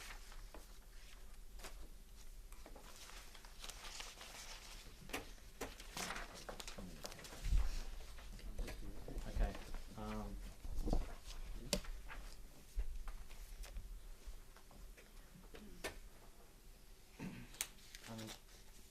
I'll make a motion to enter into executive session under Mass General Law, Chapter 30A, Section 21, Part 2. I need to do a roll call. Lisa? Aye. Ross? Aye. Jean? Aye. Patty? Aye. Myself, aye. That concludes, Carl? Carl? Yes. Thanks. That concludes the scheduled agenda for this portion of the meeting.